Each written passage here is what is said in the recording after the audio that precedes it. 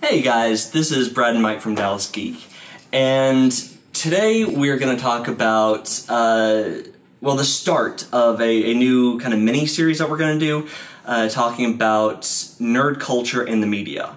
I wanted to call this "People Need to Quit Spoiling Shit for Everybody Else." Brad wasn't so keen on it. Well, yeah, but I think at this point we can try to cover more than just spoilers, but today we're talking about spoilers. So, yay! All right. Yes, so today we're going to be talking about spoilers. And really this comes from just how many websites have sprung up around reporting on nerd culture in general, whether that's comicbook.com, Screen Rant, the entertainment section of every major news outlet. So basically, it's the internet's fault. It's the internet's fault. It really is the internet's fault. Although, if we're being totally honest, it's a problem that exists because we brought it on ourselves. And obviously, the different media outlets that exist are not going to try to teach us a lesson about you don't need spoilers, as long as there's somebody out there that says, I want spoilers. So this is kind of just addressing we need to fix ourselves. Right. Best place to start is going to be social media news feeds. Oh, dear Lord. Yeah, looking at you, Facebook. Looking at you. Especially Facebook. Although, for me, Instagram and Twitter have been just as guilty, but Facebook is the most guilty. I guess it wouldn't be Facebook directly. It would be all of those media sites posting. Oh, no. I've had friends on Facebook the morning after Game of Thrones going, oh my gosh, did you see that scene where this person died? Oh my gosh, it was amazing. And you're going, dude, I missed it last night and I literally just woke up. Well, stop it. Even better is like we follow Nerdist, we follow comicbook.com, yeah. We follow a couple of others. Yeah. Like comicbook.com, shots fired about to happen. They're really bad about it, dude, because like I told Brad when we were, coming up with the ideas for what we wanted to talk about, is like, I'll be scrolling through my Facebook feed, just kind of seeing what's up in the world. And like on a Sunday night, it like middle of the season for Walking Dead, like literally the episode has finished airing maybe 2 minutes ago. And it'll be like, did you see this shocking death coming on The Walking Dead? And then underneath the parentheses, spoilers ahead. Spoilers ahead? What about the spoiler that you just dropped that somebody died? Yeah, you don't even need to say who died. Just the fact that a main character died, that's enough to go, okay, well, I can already start guessing right now. And the fact that you just featured like 3 people in the thumbnail, I'm guessing one of them's the one that died, and we can usually assume that's the one that did it. Yeah, like even Talking Dead doesn't even jump into that shit right away. No. And I mean, look, yeah, it is. We get that because news has become a 24-hour constant cycle, that we need to get daily events like the minute it happens, no matter how pointless it is. And so nerd culture has taken a cue from that. There is just a certain point that you have to draw a line to say, look, in general, when it comes to entertainment, there needs to be some like timeline, some what's it called? Memoriam or what? Moratorium. Moratorium. Thank you. Of Memoriam? Are we the fucking Oscars? I don't know. Like a 3-4 day span of just, no matter how big an event is on a show, do not publish any stories about it until this 3-4 day period has gone, or to at least give most people a fighting chance to see it. Number one, I would at least take 24 hours. I'd be okay with 24 hours. Number two, don't put that people died or something shocking happened in the goddamn title of the article.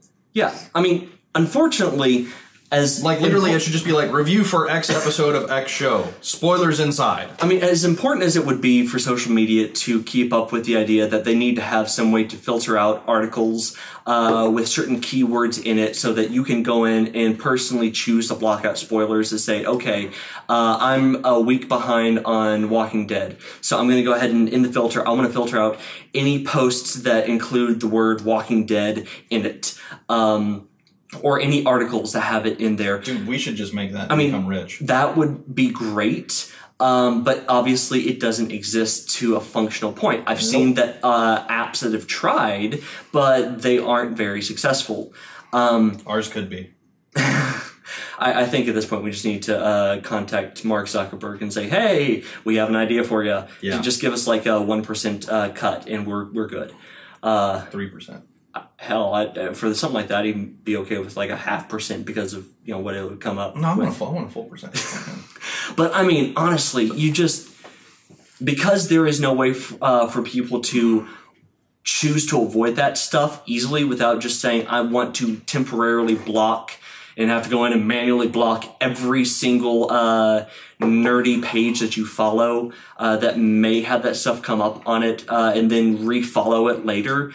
I mean, it's just it's a pain. It's a real pain, and it needs to be fixed. Well, like, dude, I'll do you one I only caught maybe the first half of Agents of S.H.I.E.L.D. this past season. Yeah, I didn't catch a single episode of Legends. I didn't catch a single episode of Arrow. I didn't catch a single episode of Flash. I fell way behind, but dude, Tuesday night, Wednesday night, yep, I'm seeing shit pop up on my Facebook feed. It's like, oh, this happened, and this happened, and this happened. I was like, son of a bitch. And and it's not friends of mine that are posting like, oh my God, did you see that happen? No, it's like pages. Yeah, it's people that are journalists. Yeah. Douchebags.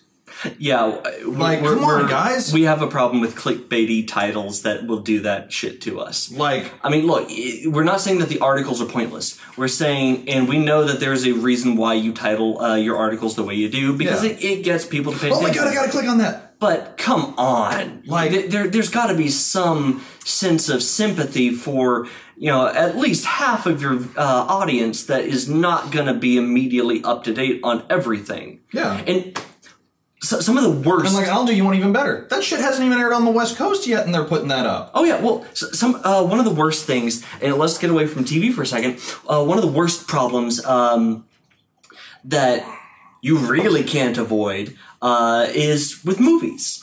Yeah. I mean, there has been such an increase in the need for constant daily updates on production for the latest Star Wars movie, the latest Marvel, the latest whatever, that you end up knowing half the friggin' plot a year before it's actually finished. Well, and that also ties into... I mean, come on. That also ties into trailers that'll drop that literally give away the entire movie. Yeah, I mean, look, it's one thing if you want to give general updates of principal filming has finished, or let's get some preliminary interviews with the actors and just how do they feel about the movie so far, or let's just get some general impressions. But it's a whole different thing when you're coming in, and I'll take here. Let's even go with Suicide Squad. It wasn't a great movie, but Suicide Squad was one of those things that if we hadn't had all the information come out about it ahead of time that we did, to put so much emphasis on, oh my gosh, Jared Leto as the Joker is gonna be big, and have literally every freaking article for a year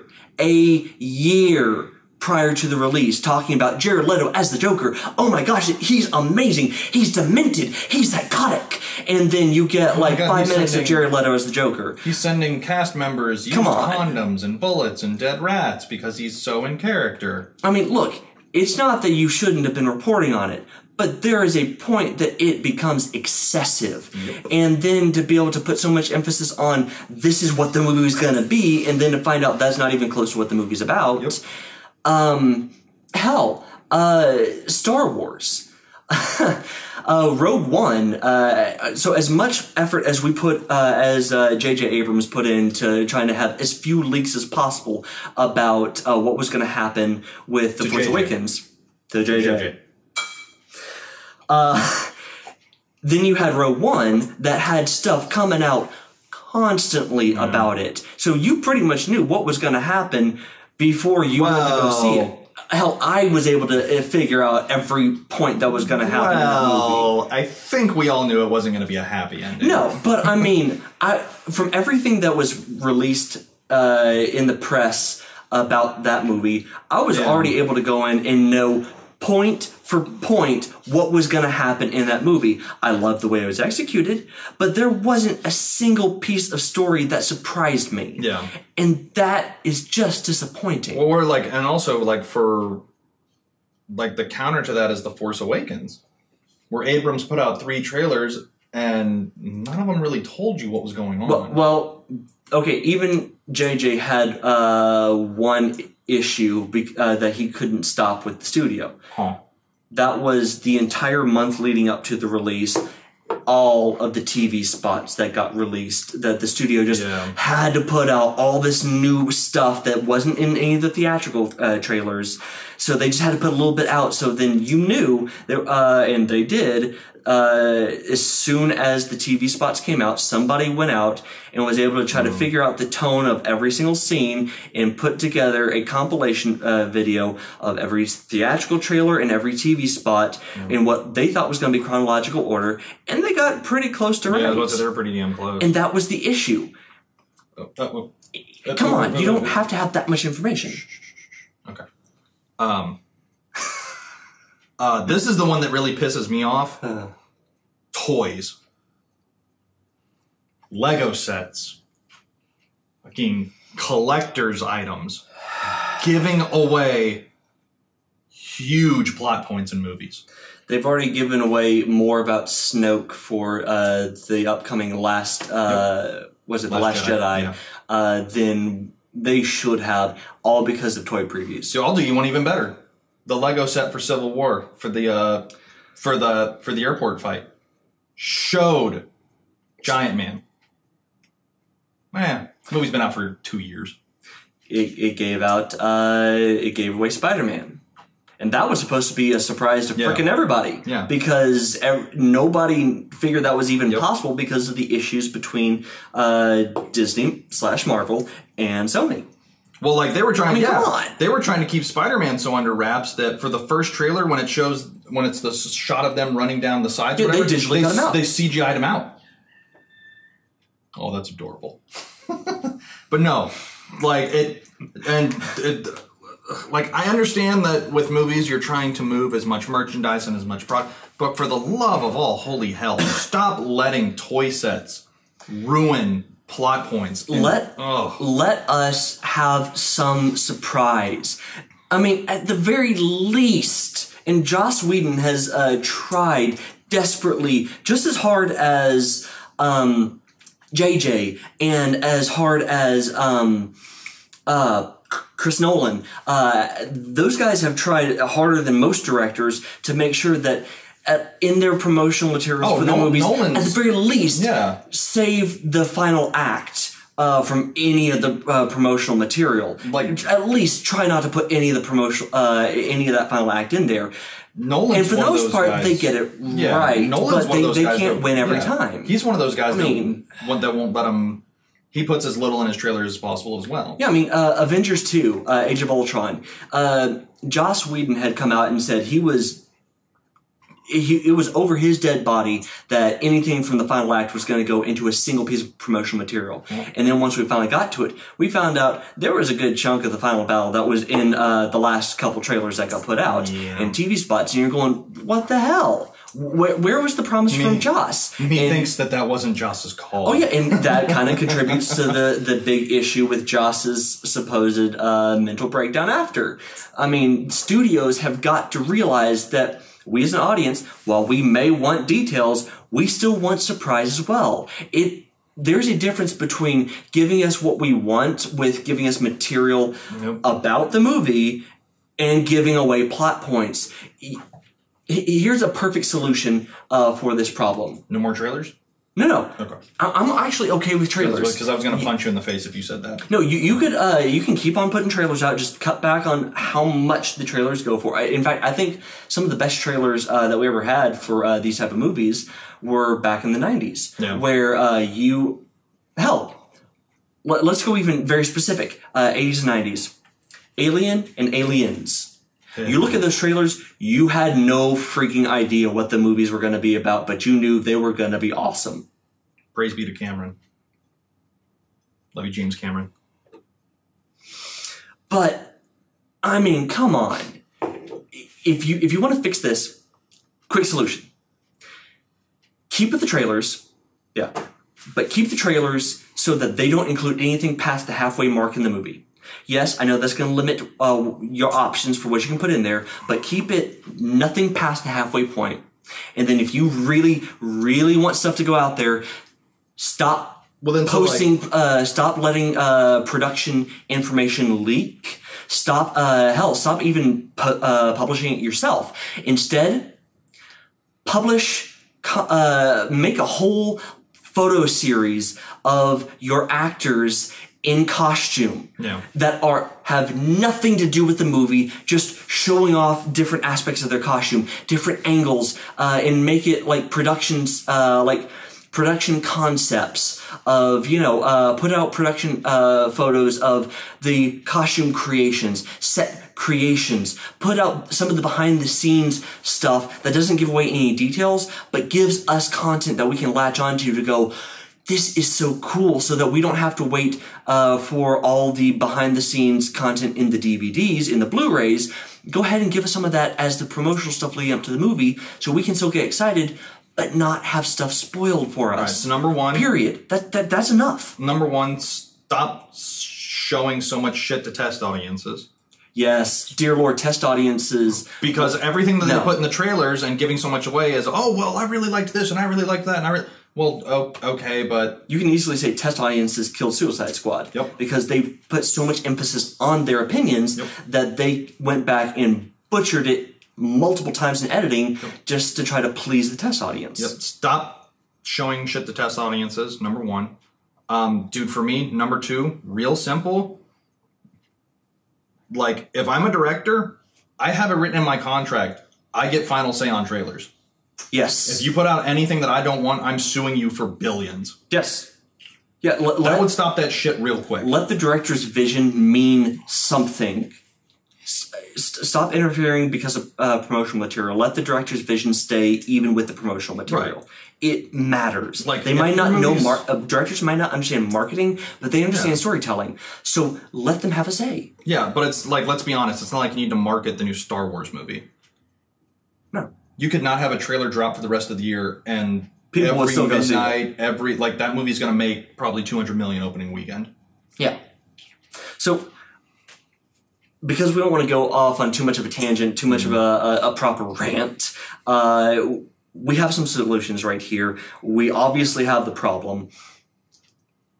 Even if it means that the studios refuse to listen to any of these ideas, at least for the sites that report on this stuff, take note and try to have some, just some reservation on how much you choose to put out there, because your audience is not going to stop asking for more. At some point, somebody has to make the decision. This is where we cut it off, because we have a responsibility to our audience just as much to report on it as to not ruin it. Totally agree. So, speaking of cutting it off. Yes, we're going to go ahead and actually keep this at a halfway decent length. Yeah. So, with that, this is Brad and Mike from Dallas Geek saying, see ya.